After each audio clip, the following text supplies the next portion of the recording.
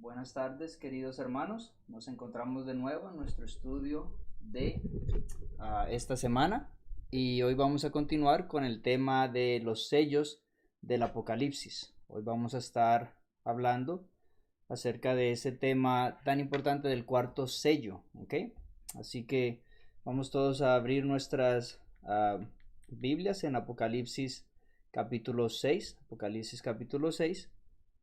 Y vamos entonces a comenzar. Vamos a comenzar con una palabra de oración. ¿Ok? Y vamos entonces a entrar de lleno en el tema.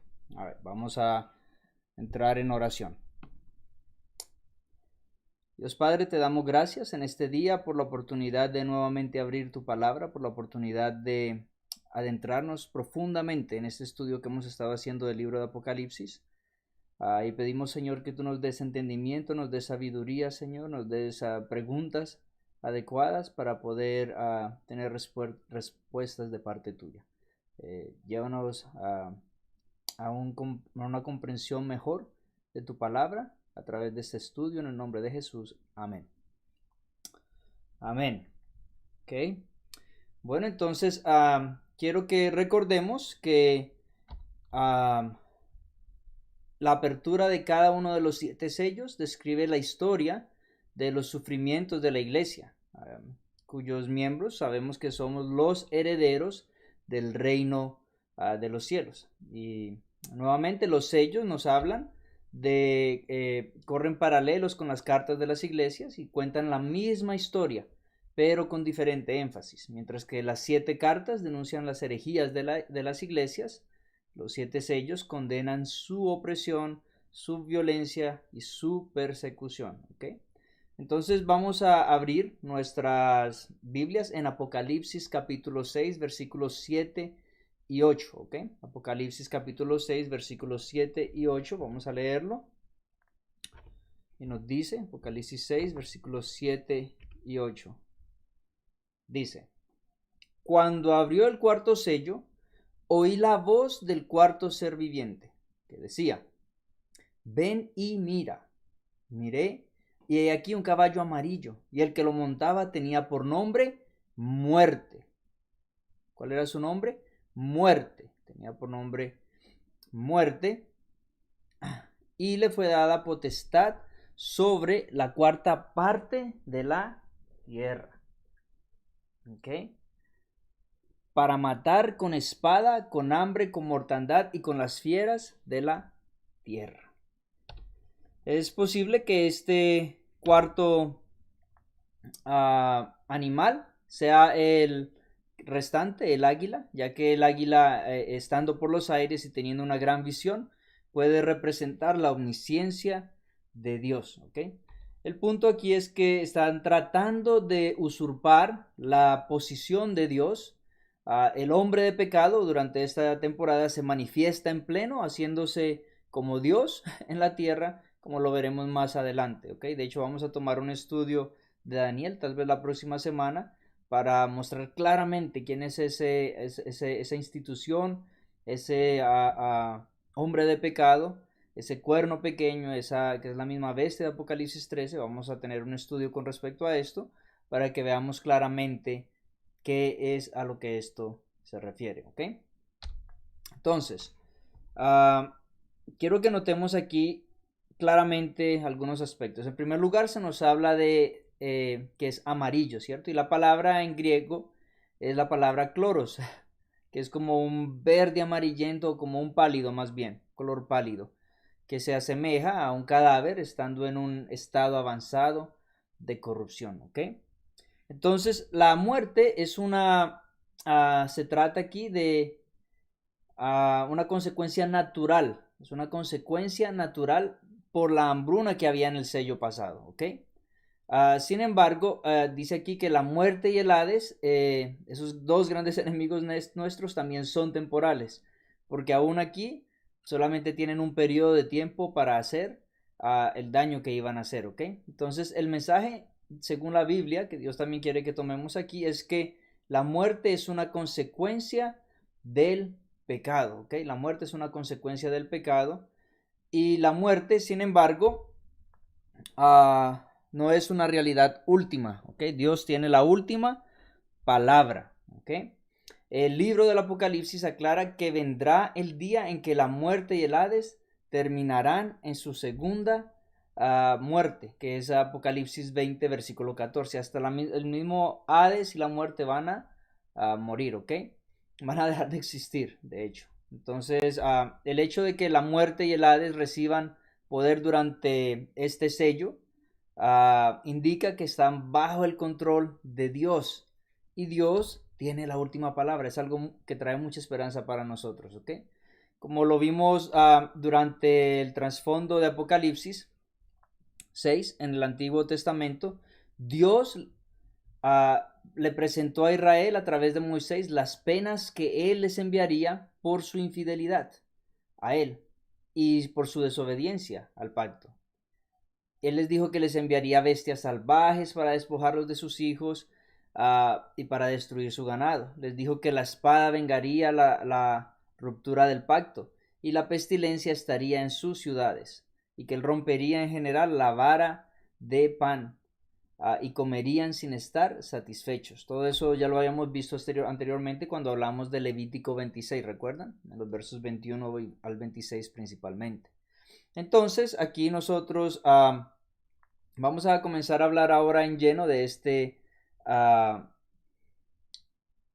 cuarto sello, pero antes de eso quiero que repasemos algunas cosas del tercer sello para que veamos cómo llegamos hasta este lugar, ¿ok?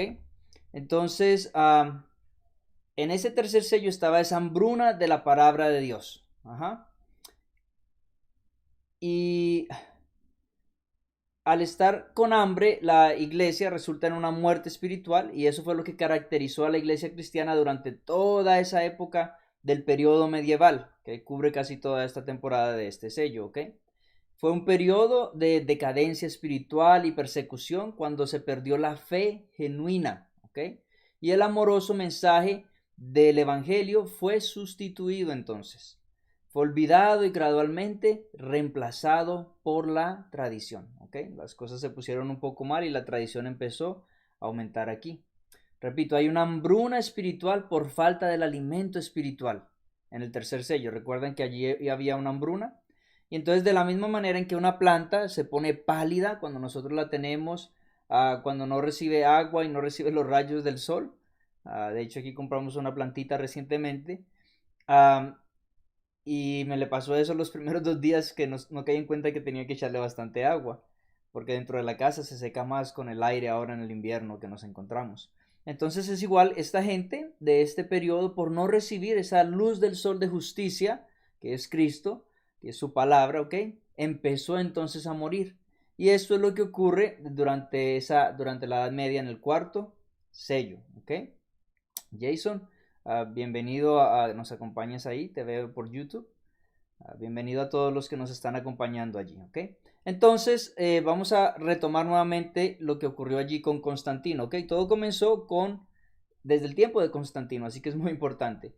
Y con la introducción de tradiciones no bíblicas dentro de la iglesia, ¿ok? Eso ya lo mencionamos en detalle en la última lección, pero hoy vamos a mencionar algo de eso también, ¿ok? Entonces recuerden que también ya Constantino comenzó a darle más poder a la iglesia en el año 321, donde él hizo esa primera también ley dominical. Ya desde el año 313 había hecho la unión de iglesia y estado, y en el año 321 empieza a hacer una ley dominical, ¿ok? Entonces él comienza a promover esa observancia del domingo como una estrategia para unir al paganismo con con los seguidores del cristianismo también. Quería unirlos dentro de un mismo lugar. De hecho, en el libro de la historia de la iglesia oriental, Stanley nos dice que la retención del antiguo nombre pagano de dies solis o domingo para la fiesta cristiana semanal se debe en gran medida a la unión del sentimiento pagano y cristiano con el que Constantino recomendó el primer día de la semana a sus súbditos, tanto paganos como cristianos, como el día venerable del sol. Pueden encontrar eso en ese libro de Stanley. Hay Historia de la Iglesia Oriental, página 184, ¿ok? Entonces, eso sabemos también, ya lo hablamos la semana pasada, que esa ley de ser una ley civil pasó a ser una ley eclesiástica, ¿ok? Y en ese momento, en el año 364, en el concilio de Nicea, allí la iglesia entonces aprobó oficialmente la adoración en el día domingo. Es la primera ley dominical religiosa, ¿ok? Y sabemos que esto no está en la Biblia, sino que se originó ¿con quién? Con Constantino y luego en el concilio de Nicea, ¿ok? Entonces, a pesar de esa creciente popularidad de la santidad dominical que estaba empezando a surgir, el historiador de la iglesia Sócrates Escolásticos desde el siglo IV, ¿ok? Eso fue en los años, el siglo V, en los años 400, miren lo que escribe, dice, porque aunque casi todas las iglesias en todo el mundo celebran los misterios sagrados de la Cena del Señor el sábado de cada semana, sin embargo, los cristianos de Alejandría y Roma, debido a alguna tradición antigua, han dejado de hacer esto. ¿Okay? En su libro Historia Eclesiástica, libro 5, capítulo 22, él nos da a conocer esta información. ¿Ok?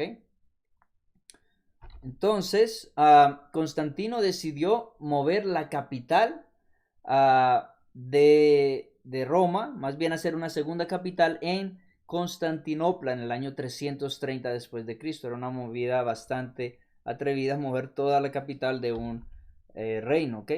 Entonces, allí se nos da a conocer lo que se llama la donación de Constantino, en latín Donatio Constantini, y ese fue un decreto imperial apócrifo a propósito, atribuido a Constantino. Apócrifo quiere decir falsamente atribuido, ¿ok? Y según esto, según este documento, al tiempo que se reconocía como soberano al Papa Silvestre I, se le donaba la ciudad de Roma, las provincias de Italia y todo el resto del Imperio Romano de Occidente, creándose así el llamado patrimonio de San Pedro, ¿okay? La sede papal. Y la autenticidad de este documento ya se ponía en duda desde la misma Edad Media, ¿ok? Finalmente el humanista Lorenzo Valla, él pudo demostrar fehacientemente, ¿ok? Con completa claridad en el año 1440 que se trataba de una falsificación, ¿ok? Ya que mediante el análisis lingüístico del texto no podía estar fechado del año 300, de los años 300. Sin embargo, la iglesia usó ese documento falso para hacerse del poder en Roma. Qué interesante, ¿no? Entonces, así que esa fue una de las grandes contribuciones de Constantino a Roma. Y no me refiero a la donación del documento, sino más bien el haber movido la capital a Constantinopla, porque al haber hecho eso, él dejó un vacío de poder en Roma que fue ávidamente tomado por el Papa. Okay. Entonces, cuando Constantino movió la capital a Constantinopla, Roma comenzó a debilitarse mucho a partir del año ya 352. 10 tribus extranjeras comenzaron a invadir, a atacarlo por los diferentes lugares y eventualmente el imperio terminó por dividirse, como lo vemos allí en la pantalla. Se dividió en el año 476 después de Cristo, cuando Odoacro, que era un líder de las tribus, él vence al último emperador romano en Roma occidental. Ese emperador era Rómulo Augusto, ok, lo vemos allí en el mapa. Él fue vencido por estas tribus y esas tribus tomaron control de lo que hoy conocemos como Europa, ok. Entonces así es como comienza el proceso ya ahora de una Roma pagana que era gobernada por un emperador y ahora pasa a ser una Roma religiosa gobernada por el Papa, ¿ok? Entonces cuando esas 10 tribus derrotaron a Rómulo, se preguntaron quién iba a ocupar su silla y se le dio entonces al obispo de Roma. Y todos los que estaban alrededor empezaron a llamarlo Santo Señor, y también surge allí la palabra Papa, y que es el mayor obispo, ¿cierto? El Papa de los demás. ¿ok? Entonces eso fue lo que ocurrió en ese momento, ¿ok? Así que a partir del año ya 533 también hubo otro movimiento para este establecimiento fuerte de la iglesia. El emperador de Roma Oriental, en el Imperio Bizantino, que reinó allí Justiniano desde el año 527 al 565, como lo ven en la pantalla. Él estaba allí en Constantinopla, pero entonces él quería asegurarse que él tenía todavía poder allí en Roma, ¿no? En la parte del Imperio Occidental, porque él estaba en la parte oriental. Entonces él declaró al Papa, al obispo de Roma, como la cabeza de todas las iglesias. Eso fue una movida para él mantener control y poder también en esta situación, ¿ok? Entonces, sin embargo, habían 3 tribus. Cuando él declaró esto, había 3 tribus que dijeron, ni locos, no vamos a aceptar eso. Además, nosotros creemos cosas diferentes, ¿ok? Entonces, esas 3 tribus no estaban de acuerdo porque los vándalos, los érulos y los ostrogodos, ellos eran tribus arianas que enseñaban que Cristo no era divino por naturaleza, sino que él se le había asignado una divinidad. Y estas 3 tribus entonces entraron en conflicto con el poder del Papa, el cual comenzó a usar el poder del gobierno, la espada, para ir derrotando a cada uno de estos, ¿ok?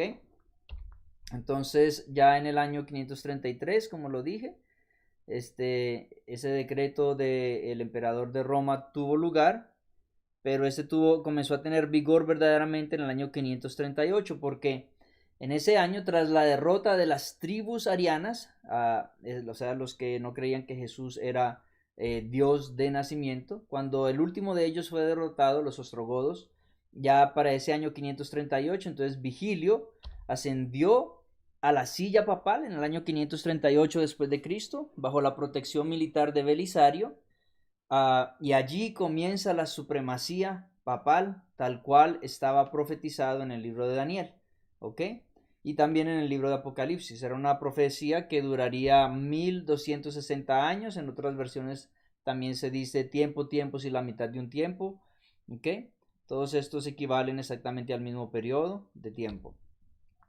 Mirando entonces en la historia, cuando Vigilio ascendió al trono papal como obispo mayor sin oposición fuerte, fue ya en el año 538. Cuando nosotros añadimos 1260 años, porque son días proféticos, cada día es por un año. En la próxima semana vamos a estudiar eso en detalle. Y entonces eso nos lleva hasta dónde? Cuando añadimos 538 más 1260 nos lleva hasta el año 1798. Así que esperaríamos que algo iba a ocurrir allí, ¿cierto? Porque ese fue el periodo que se le dio al papado, a la iglesia, para que tuviera ese dominio, porque Dios fue el que permitió eso, ¿ok? Entonces, pues Dios nos dice que eso es lo que iba a ocurrir allí, que se le dio ese tiempo. Y entonces, cuando miramos esa historia, Vigilio ascendió al trono papal como obispo en el 538 y en el año 1798 el Papa Pío VI, ¿ok? Mientras aún estaba celebrando todavía su coronación en la Capilla Sistina como Papa, él fue entonces llevado cautivo por Berthier, que era uno de los generales de Napoleón, y allí le quitó el poder imperial al papado. Recuerden que el papa era el que nombraba a los reyes en los diferentes lugares. Y le quitó de hecho la tierra del Vaticano. Y allí entonces se acabó esa hegemonía, ese poder papal que había, ¿ok? Entonces, como les dije, para un estudio más profundo y más completo de esto, tal vez la próxima semana tendremos un estudio acerca del cuerno pequeño de Daniel, que también equivale a esa bestia de Apocalipsis 13, ¿ok? Y lo vamos a estudiar más adelante lo de Apocalipsis 13 cuando lleguemos a ese capítulo. Apenas vamos por la mitad del camino, ¿ok? Entonces, en este tiempo salió el decreto de que cierta autoridad, es decir, el obispo de Roma, tenía el poder de corregir a los herejes. Y eso significa que él se convirtió en la autoridad para dar órdenes sobre la conciencia del hombre. Ya no es Dios quien nos dice a nosotros o a quien nosotros tenemos que responder, sino el Papa es el que va a dirigir, ¿ok? Entonces, Es algo preocupante lo que ocurre allí en este momento, ¿ok? Ya no Dios, sino que es otro hombre el que está usurpando esa posición. Y una vez que eso sucedió, ya se tiró la verdad por el piso y atentó contra el evangelio, ¿ok? Que dice que es solamente a través de quién, a través de Jesús, a través de Yeshua, que nosotros recibimos ese perdón, y es el Espíritu Santo el que nos santifica, y la Biblia nos dice lo que es incorrecto y lo que es correcto, no un sacerdote ni un papa, sino lo que dice la palabra de Dios. Eso es lo que nosotros tenemos que usar para ceñirnos a la palabra, a la comprensión correcta de la palabra de Dios, ¿ok? Entonces, ¿qué aplicación podemos comenzar a tomar de esto? Bueno, este símbolo expresa la terrible situación en la que se encontraba la iglesia, que se presentó durante los tiempos de la Edad Media, y en acciones tales como la Inquisición, ¿ok? Lo cual fue predicho por Jesús en Mateo 24, 21 al 22. Leamos. Nos dice, porque habrá entonces gran tribulación, ¿ok? Cuando la Biblia nos habla de gran tribulación, nos está hablando precisamente de este tiempo. Algunas personas piensan que habla de la persecución del tiempo final. No, al tiempo final va a haber una persecución cuando se pone la marca de la bestia, ¿cierto? Para el pueblo de Dios y para las personas que no van a poder comprar ni vender, pero y después viene la persecución de Dios a los enemigos en las copas de la ira, que lo vamos a ver más adelante. Pero esta gran persecución a la cual se refiere Mateo 24 es precisamente esta persecución de este gran periodo de 1260 años, por eso es la gran persecución, ¿ok? Entonces nos dice, porque habrá entonces gran tribulación, la cual no ha habido desde el principio del mundo hasta ahora, ni la habrá. O sea que hay un tiempo que va después de eso, ¿cierto? Pero en ese tiempo después ya no va a ser una persecución tan larga, ¿ok? Y si aquellos días no fuesen acortados, nadie sería salvo. Mas por causa de los escogidos, aquellos días serán acortados, ¿ok? Gloria a Dios que este es el caso, que estos días van a ser acortados, ¿ok? Y eso también fue profetizado por el profeta Daniel en el capítulo 7, ¿ok? Entonces esto podría corresponder claramente a ese periodo del año 538, cuando entró en vigor el decreto de Justiniano, hasta el año 1798 cuando cae. Sin embargo, este sello no nos lleva hasta el tiempo de 1798, ¿ok? Sino que hay otro, el quinto sello llega más o menos en el año 517 con los reformadores y todos estos detalles, cuando ellos empezaron a rebelarse y fueron perseguidos y asesinados, porque en el quinto sello vamos a ver que hay un clamor de los santos que están clamando a Dios por justicia, ¿ok? Continuamos aquí leyendo, volvemos a Apocalipsis 6, 7, 8 y nos dice, y cuando abrió el cuarto sello, oí la voz del cuarto ser viviente que decía, ven y mira. Quiero recalcar esta parte que está en color amarillo, ¿cierto? Y leemos, dice, le fue dada potestad sobre la cuarta parte de la tierra, ¿ok? Noten eso, tenía potestad sobre qué, la cuarta parte de la tierra, para matar con espada, con hambre, con mortandad y con las fieras de la tierra. Ahora este poder sí va a usar la espada para matar, sí va a usar a fieras para matar, ¿ok? Entonces, quiero que noten que la espada es son los ejércitos, viene a ser, ¿cierto? Los que traen justicia. En el libro de Romanos se nos habla de esto. Ellos van a usar entonces a los gobiernos para justiciar a sus oponentes, ¿ok? Entonces, mi pregunta para ustedes, ¿ha habido algún otro poder político religioso? Más adelante vamos a ver que era un cuerno pequeño diferente a los demás. ¿Por qué? Porque tenía un aspecto no solo político, sino también religioso. Entonces mi pregunta es, ¿ha habido en la historia de la humanidad, que ustedes sepan, en algún libro de historia que hayan leído? A propósito, pueden poner el comentario allí y me dejan saber.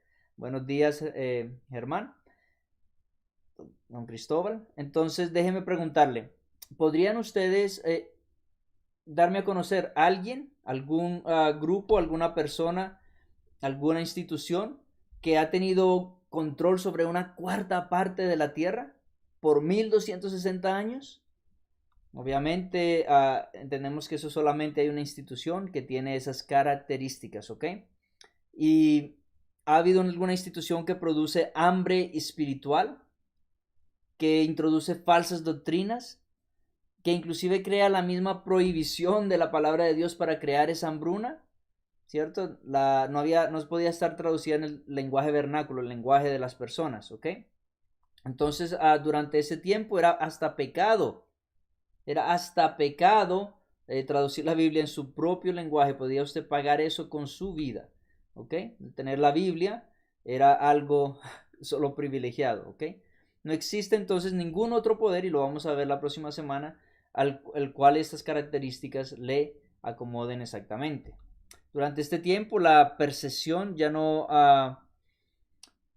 la persecución ya no es de afuera, sino desde adentro. La supuesta iglesia de Dios comienza a perseguir a quienes no se conformaban a las doctrinas de Roma.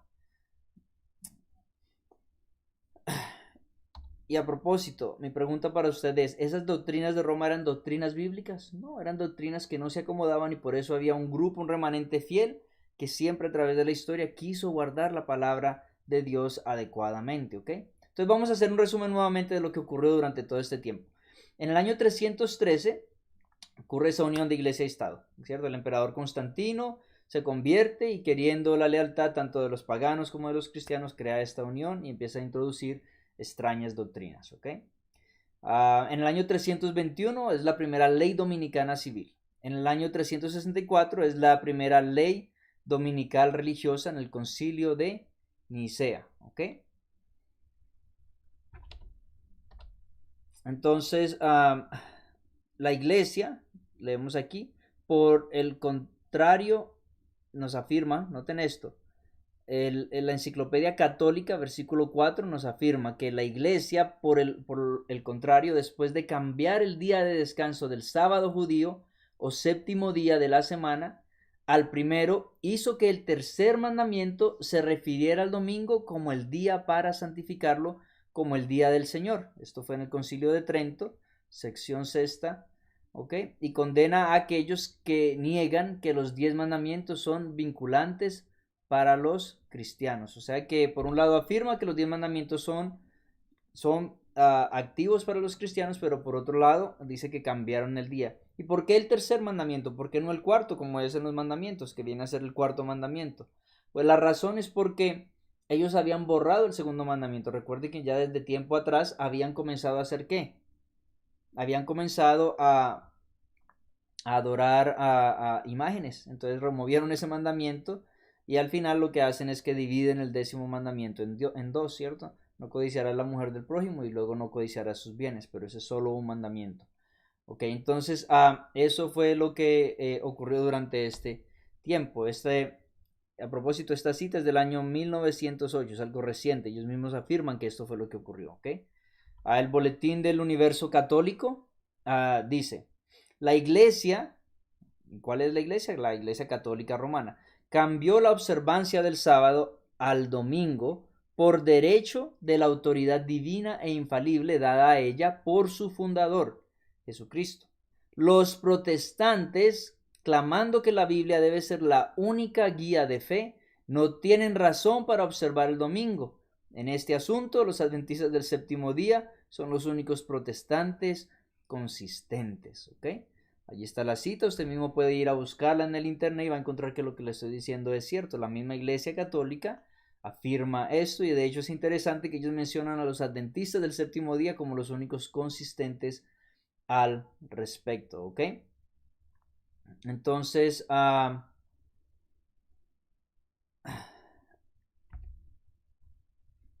nosotros vemos también aquí que recordamos que después de eso, entonces también ya desde el año 370 comienza el culto a los santos, y en esta época comienza a incluirse el sistema de santería en su pleno auge, a través del cual si uno tenía un problema, entonces un pecado específico, uno podía hablarle a este santo, ¿ok?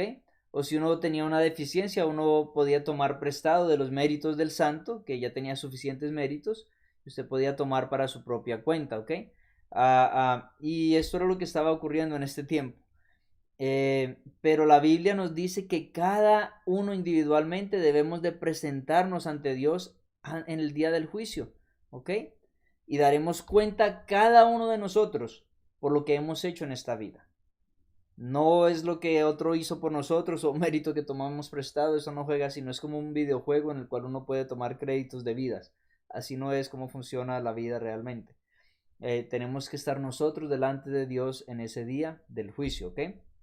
Además, también ocurrió como una profesionalización, un profesionalismo de los santos, al igual que los dioses paganos, que habían un dios de guerra, un dios de cosechas, un dios de la lluvia, un dios del sol. Entonces aquí los santos también se especializaban en diferentes cosas. Había un santo para los viajes, un santo para el trabajo, otro santo para los negocios y así sucesivamente, ¿ok? Entonces, muy interesante lo que estaba ocurriendo. Aquí vemos, por ejemplo, la estatua, esa estatua de que anteriormente era de Zeus, es cambiada a una estatua de Pedro, y Venus o Isis vienen a ser cambiadas por María, ¿ok?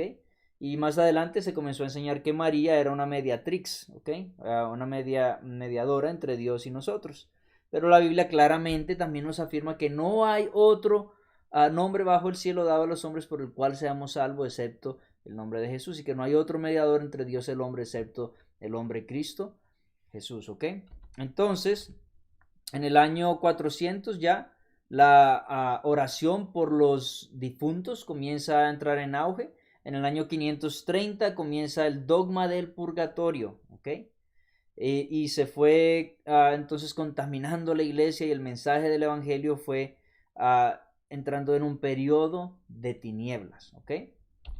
Entonces, firme ya esa confesión comienza a estar, la confesión auricular comienza a estar firmemente establecida en la iglesia desde el siglo VII, y esta práctica es generada por la actividad de San Patricio en el año 461, así que comenzó desde el año 461. Para nuestros hermanos católicos que nos pueden estar escuchando, noten lo tarde que entraron estas doctrinas. No fueron en los primeros 400 años del cristianismo, sino hasta ya este siglo que se empezaron a hacer estas prácticas, ¿ok? Es algo que es importante que nosotros tengamos en cuenta. No eran prácticas que se hicieron en la iglesia apostólica, ni siquiera en los primeros siglos del cristianismo, sino que son prácticas posteriores, ¿ok?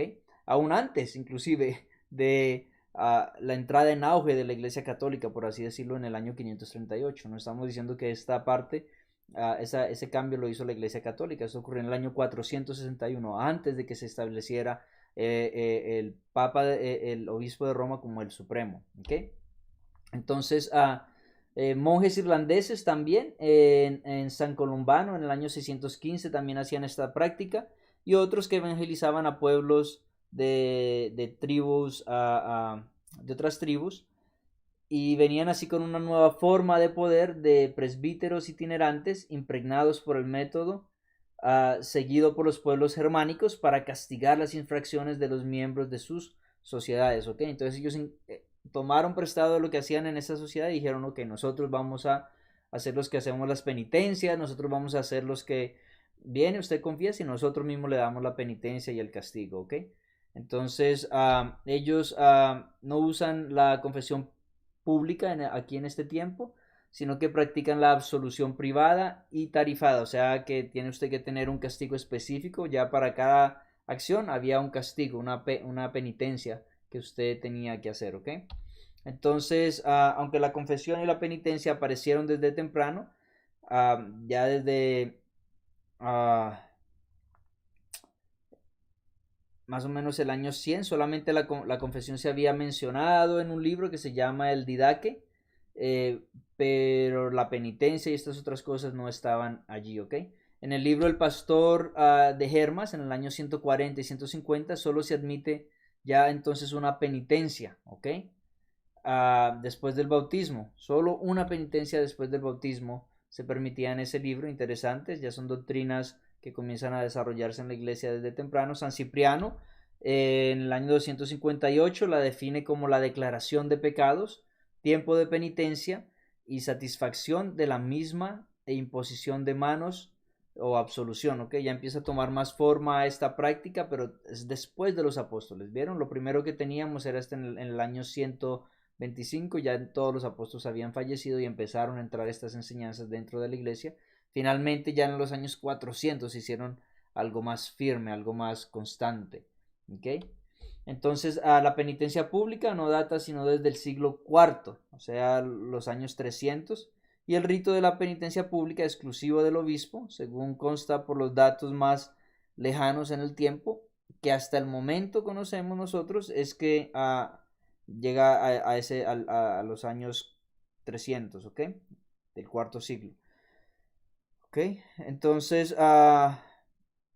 en el Concilio de Sevilla, en el año 619, también se expresa algo de esto. Dice que a los presbíteros no les estaba permitido ni siquiera reconciliar públicamente en la misa a ninguno de los arrepentidos. ¿Ok? Aunque la confesión y la penitencia privada sí son mencionadas desde el siglo II, como les mencioné, el momento central de la historia de la penitencia llega en el año 215 en el concilio de Lateranense, ¿ok? El Lateranense IV. Y allí se impuso a todos los fieles la obligación de la confesión anual, ¿ok? Noten eso. Antes no era obligatorio. Era una práctica que se había establecido, pero se hace ahora obligatorio en el año 1215, bastante tarde, ¿ok? El concilio de Trento en el año 1545 y 1563, en la sección 16, acabaría entonces por demostrar la confesión auricular como una práctica de origen divino, según ellos, ¿ok? Y ya entonces estas fechas, de hecho, nos entrarían inclusive hasta el quinto sello, del cual vamos a hablar en las próximas semanas, ¿ok? También después, otra falsa doctrina, ya vamos por 8 si estuvieron contando, ¿ok? Es la doctrina de las indulgencias, ya en el siglo XI, ¿ok? Las indulgencias entraron en el siglo XI. Y eso viene de la palabra indulgeo, que quiere decir ser compasivo. En Isaías 61:1 significa favor o liberación. Recuerden que Jesús dice que Él vino a traer libertad, ¿ok? Entonces, según el catecismo, la indulgencia es la remisión ante Dios de la pena temporal por los pecados ya perdonados en cuanto a la culpa, que un fiel dispuesto y cumpliendo determinadas condiciones consigue por mediación de la Iglesia, la cual como administradora de la redención distribuye y aplica con autoridad el tesoro de las satisfacciones de Cristo y de los santos. Noten esto.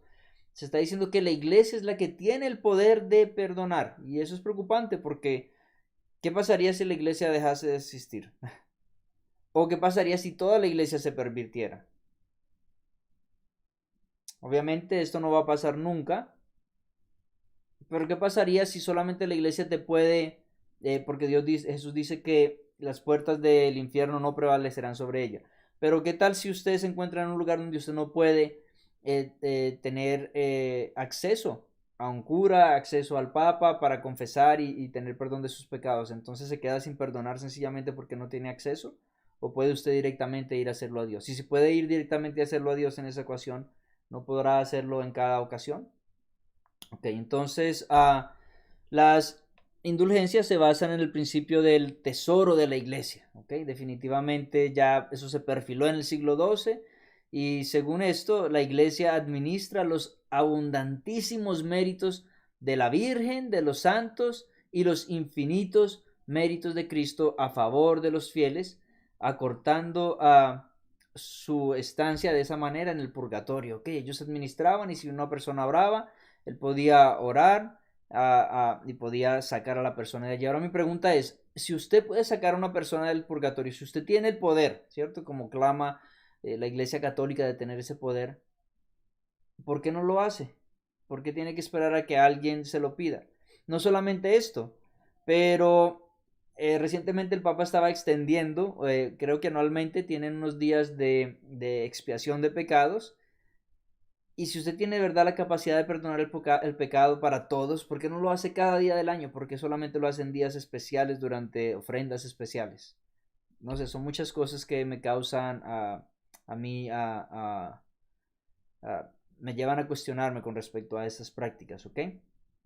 Las indulgencias surgieron en el Midi, en la península ibérica, en el siglo XI, aplicándose a quienes aportaban fondos para la construcción de iglesias y de obras piadosas, ¿ok? Entonces, ¿a quienes se les daba indulgencias? A los que pagaban. Y en el año 1063, Alejandro II proclamó la llamada indulgencia plenaria para el supuesto de la lucha contra los al-Andalus, renovándose en el año 1095 a todos los que participaban en las cruzadas, ¿ok?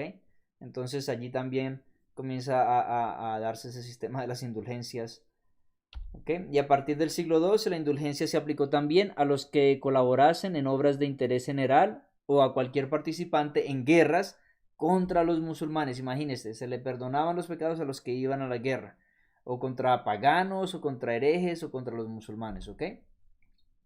Y en el cuarto concilio de Letrán, en el año 215, también se aplicó ese beneficio de la indulgencia a los que colaborasen económicamente en la cruzada, extendiéndose al fin a los difuntos a fines del siglo III, imagínese. Entonces podría usted dar dinero, colaborar para las cruzadas y podría ayudar hasta a sus parientes difuntos, ¿ok? Estas son las cosas que estaban ocurriendo en aquel entonces, ¿ok? Entonces el cristianismo se convirtió en una religión establecida en el Imperio Romano, ¿ok? Y tomó el lugar del paganismo. El cristianismo tal como existía en la Edad Media o en la Edad Oscura podría denominarse paganismo bautizado, ¿ok? Y a los fieles de la fe bíblica entonces los mataban a través de la Inquisición. Noten, en este periodo del cuarto sello, sin embargo, solo comprende el periodo que nos lleva, como les dije, desde el año 538 hasta el año 517, cuando Martín Lutero coloca sus 95 tesis, el 31 de octubre justamente, ese día tan conocido, y él coloca esas 95 tesis cuestionando la doctrina no bíblica de las indulgencias. Todas sus 95 tesis son relacionadas a las indulgencias, ¿ok? Yo las leí, un poquito aburridoras porque para nosotros ya sabemos que eso no era bíblico, pero él hace diferentes 95 puntos diciendo que no son bíblicas por esa razón, ¿ok? La venta del perdón no es bíblica, eso se llama simonía, ¿ok? No es bíblica, no podemos comprar el perdón, es un don de Dios gratuito, un don no se puede comprar, ¿ok? En este tiempo entonces comienza la reforma protestante y también una persecución a muerte de los reformadores, ¿ok? Y todo esto es paralelo a la iglesia de Tiatira, ¿ok? En Apocalipsis 2, 18, 19, ¿ok? Entonces aquí podemos nosotros notar que aquí se tolera a esa mujer Jezabel. Ahorita vamos a hacer un paralelismo entre ambas iglesias. Vamos entonces a ver el siguiente texto aquí de esta iglesia. Se nos dice, y escribe el ángel de la iglesia en Tiatira, el Hijo de Dios, el que tiene ojos como llama de fuego y pies semejante al bronce bruñido, dice esto: yo conozco tus obras y amor y fe y servicio y tu paciencia, y que tus obras postreras son más que las primeras, ¿ok? Pero tengo unas pocas cosas contra ti, que toleras que esa mujer Jezabel, que se dice profetiza, enseñe y seduzca a mis siervos a fornicar doctrinalmente y a comer cosas sacrificadas a ídolos, mezclar el paganismo con el cristianismo. Y le he dado tiempo para que se arrepienta, pero no quiere arrepentirse de su fornicación, ¿ok? No quiere arrepentirse de su fornicación. He aquí yo la arrojo en cama y en gran tribulación a los que con ella adulteran, si no se arrepienten de las obras de ella. Y sus hijos heriré, y a sus hijos heriré, y a todas las iglesias sabrán que yo soy el que escudriña la mente y el corazón, y os daré a cada uno según vuestras obras. Pero vosotros y los demás que están en Tiatira, aun cuantos no tienen esa doctrina y no han conocido lo que ellos llaman las profundidades de Satanás, yo os digo, no os impondré otra carga. Noten esto: todas estas falsas doctrinas, ¿cómo les llama aquí Dios? Las profundidades de Satanás. Claro, porque todo esto remueve a Dios del centro, remueve a Cristo del centro y lo pone en un sistema religioso, lo cual Dios no quería de ninguna manera. ¿Ok? Versículo 25. Pero lo que tenéis, retenedlo hasta que yo venga. Al que venciere y guardare mis obras hasta el fin, yo le daré autoridad sobre las naciones, y las regirá con vara de hierro, y serán quebradas como vasos de alfarero, y como yo también la he recibido de mi Padre. Y le daré la estrella de la mañana. El que tiene oído, oiga lo que el Espíritu dice a las iglesias, ¿ok? Entonces, en este periodo de la Edad Media es paralelo a la iglesia de Tiatira. Y tiene varios puntos de comparación, muchísimos, ¿ok? Vamos a mencionar más o menos 5 puntos, ¿ok? Ellos permitían en primer lugar que Jezabel estuviera en medio de ellos. Y cuando recordamos en el Antiguo Testamento, Jezabel era esa mujer que mataba a los profetas de Dios, ¿ok? Ella introdujo la adoración al sol, ella persiguió a Elías, ¿ok? Entonces, en la Edad Media, como había esta hambre espiritual, la iglesia por sí estaba permitiendo que la gente muriera espiritualmente, ¿cierto? ¿Ok? La iglesia católica alimentó a los hombres, mejor dicho, los embriagó con tradiciones humanas, ¿ok? Como Jezabel, con tradiciones humanas estaba, tradiciones paganas estaban introduciéndolas en el pueblo de Israel, ¿ok? Y entonces la gente comienza a morir espiritualmente. Recuerden que desde el año 538 comienza a perseguir a quienes no se conformaban a las doctrinas de Roma. Recuerden, de hecho, que para establecerse en el año 538 tuvieron que matar todas las personas de esas 3 tribus, ¿ok? De los vándalos, los ostrogodos y los herulos, ¿ok? Entonces, Apocalipsis 6:8 dice, y le fue dada potestad sobre la cuarta parte de la tierra para matar con espada, con hambre, con mortandad y con las fieras de la tierra. Y Jezabel representa apropiadamente a la iglesia católica medieval, que mataba con la espada, con mortandad, que causó hambre espiritual y que inclusive también usaban las bestias para destrozar a las personas. A veces torturas tales como un caballo que amarraban a la persona, a sus extremidades.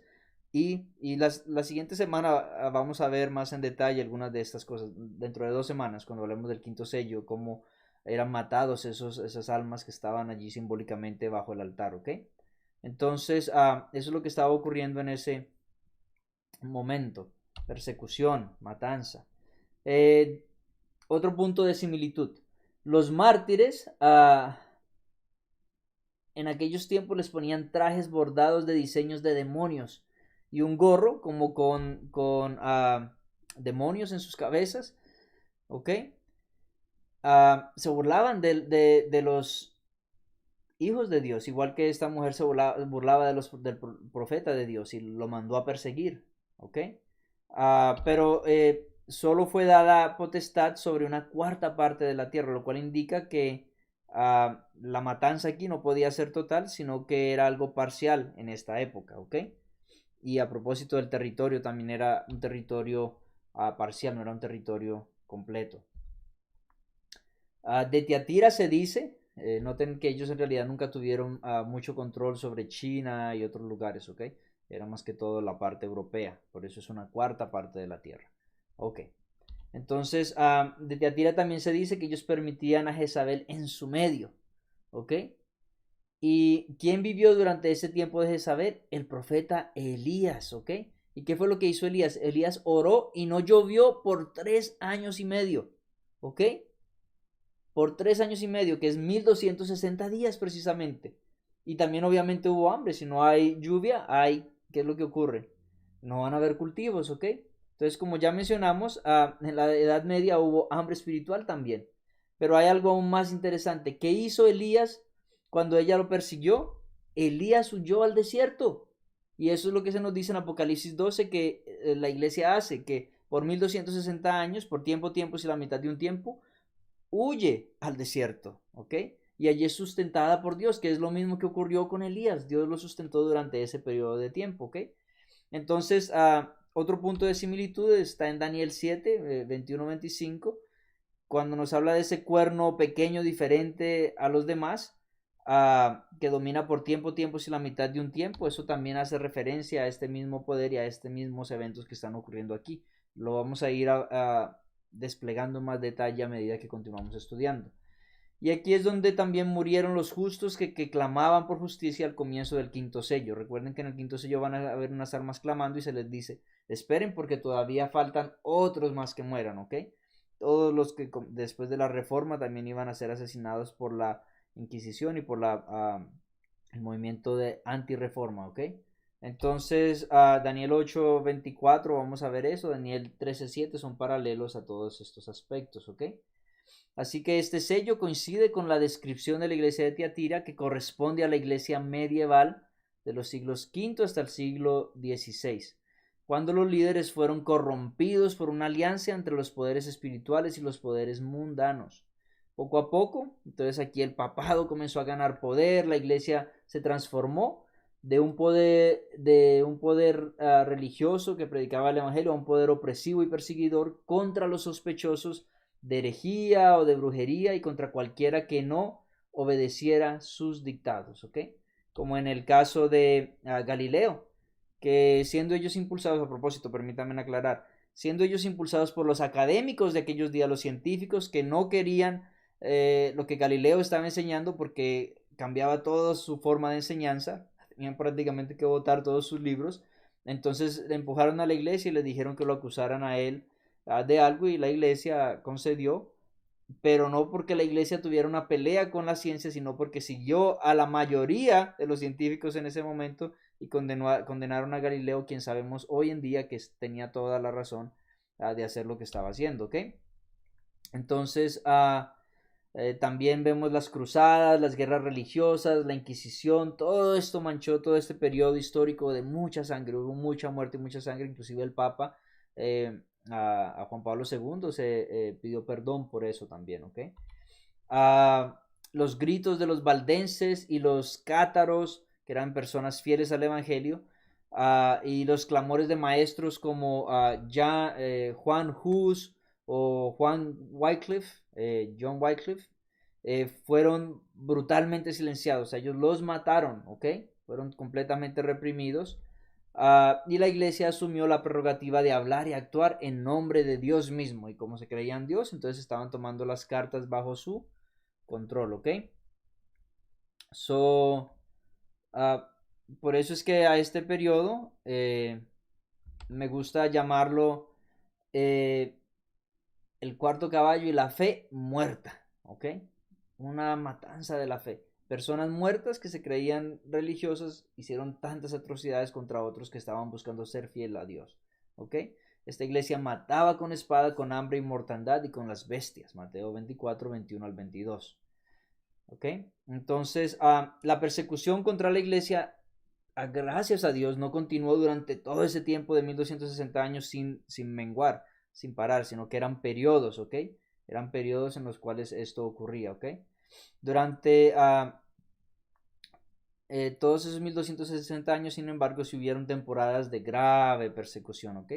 Entonces Dios, usando su misericordia con su pueblo, acortó el tiempo de tan terribles pruebas al predecir esa gran tribulación, cual no ha habido desde el principio del mundo hasta ese entonces, ni la habrá, que le dice con misericordia a la iglesia: esto va a venir sobre ustedes, pero el servidor ha dicho: si aquellos días no fuesen acortados, ninguna carne se salvará. Así que Dios pone final a esto y comienza con la reforma, y más adelante después cuando el Papa es exiliado de ese lugar, ¿ok?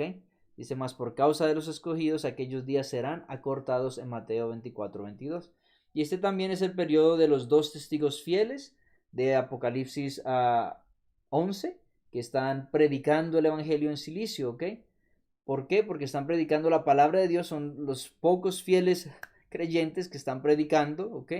Más adelante vamos a ver a qué se refiere a estos dos testigos, y eso también está ya dentro de ese periodo de los 1260 años que abarca el cuarto y el quinto sello simultáneamente, ¿ok? Entonces más adelante vamos a hablar de eso en detalle, ¿ok? Y aquí encontramos entonces una razón para dar gracias a Dios, porque durante todo este tiempo hubo un remanente fiel que preservó la verdad bíblica, ¿ok? Y a pesar de las amenazas que estaban sufriendo, a pesar de las dificultades, ellos decidieron permanecer, ¿ok? Un ejemplo de alguno de estos fieles es Juan Hus, ¿ok? John Hus, ¿ok? Y él consideraba la palabra de Dios divina, y como la única autoridad para guiar a los seres humanos. Además, él se opuso rotundamente a las estructuras jerárquicas de la iglesia, ¿ok? Recuerden que todos somos real sacerdocio de acuerdo al libro de Pedro, ¿ok? de acuerdo al apóstol Pedro. ¿Okay? Entonces, él atacó también todas las prácticas de las indulgencias, ya que él seguía las ideas de John Wycliffe, que también hacía lo mismo. ¿Okay? Y en el año 1415 él fue convocado ante el concilio de Constanza, y para evitar cualquier sospecha, el emperador Segismundo le dio un salvoconducto para proteger su vida cuando él viniera allí. Y Hus decidió ir, aún sabiendo que podía perder su vida. Y cuando él llegó allí, los enemigos de Hus convencieron al emperador Segismundo de que él no tenía que guardar su palabra a un hereje, y entonces allí él fue condenado a la muerte. Y lo interesante es que cuando lo llevaron a quemarlo a la hoguera, él no se quejó, no se escuchó ningún clamor de sus labios, sencillamente él comenzó a cantar himnos de alabanza hasta que las llamas silenciaron su voz. Noten ese fervor con el que él compartió esos últimos momentos, y muchas personas se vinieron de hecho al lado del protestantismo. ¿Okay? Cuando la noticia de la muerte de Hus llegó a Bohemia, que viene a ser República Checa hoy en día, la indignación fue tremenda allí en el lugar. La propia iglesia había matado a uno de sus hijos más brillantes. Él era una persona muy elocuente. ¿Ok?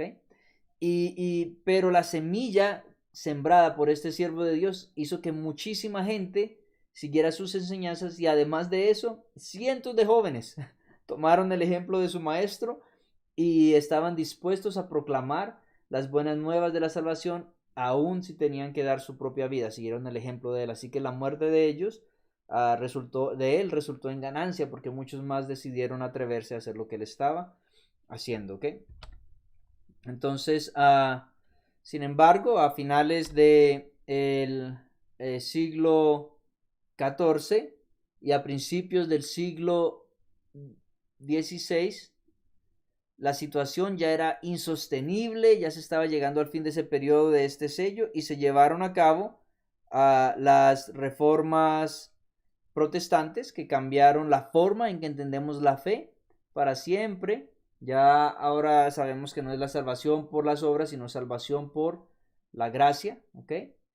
Y eso es lo que nos lleva al quinto sello, con la persecución de los mártires y de los reformadores a manos de la propia Iglesia Católica. ¿Ok?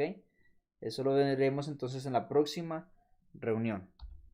Ok, ahora me gustaría, habiendo terminado este detalle de los 4 sellos, estos 4 jinetes, me gustaría entonces resumir rápidamente lo que repasamos en estos 4 sellos. ¿Ok?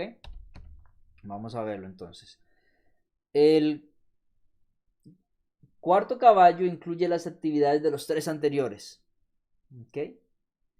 En el verso 8 vemos que él mata con espada, hambrunas del primer sello, con pestilencia y mortandad de animales salvajes y todos los asuntos que ocurrieron en los otros 3 sellos.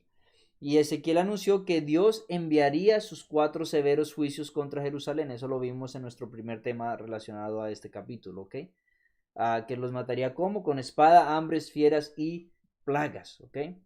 Porque estaban destinados a ¿qué? A llevar a Israel al arrepentimiento.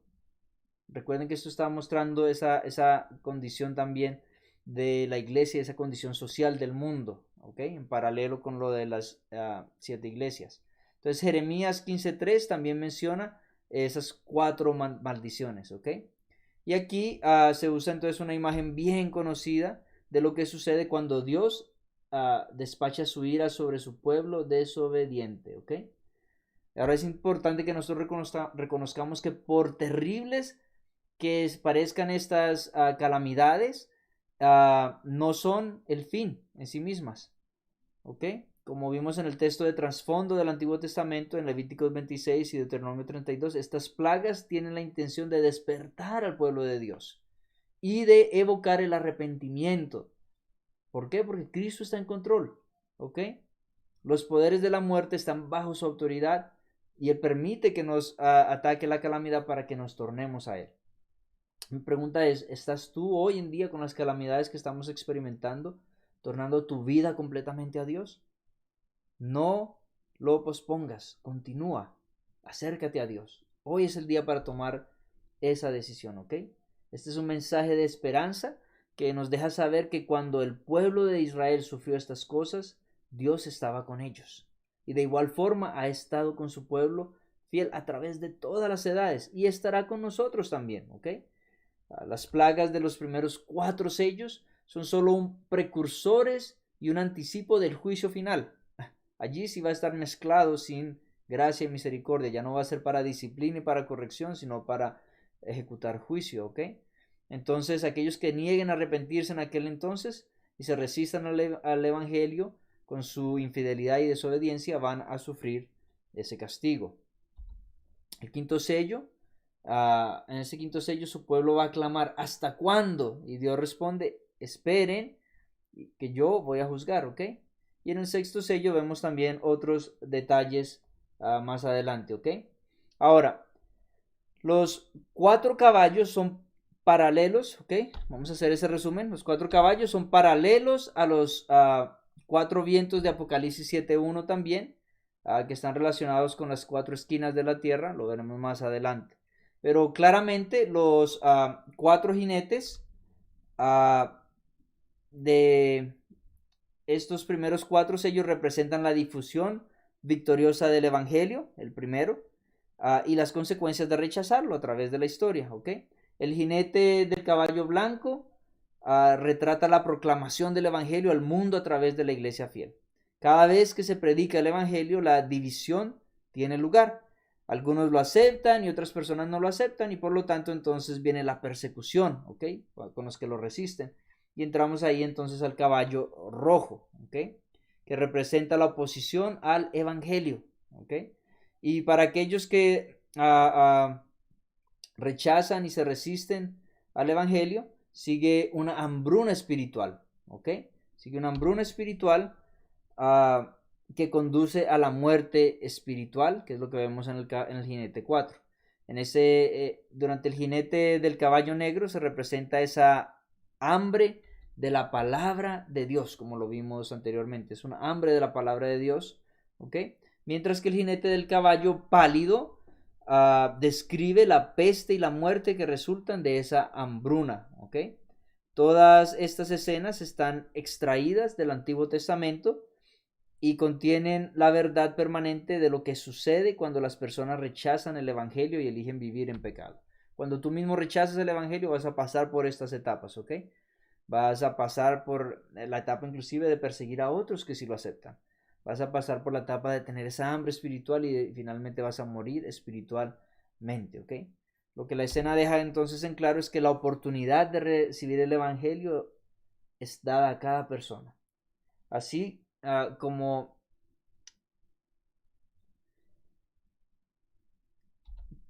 déjame hablarte claramente.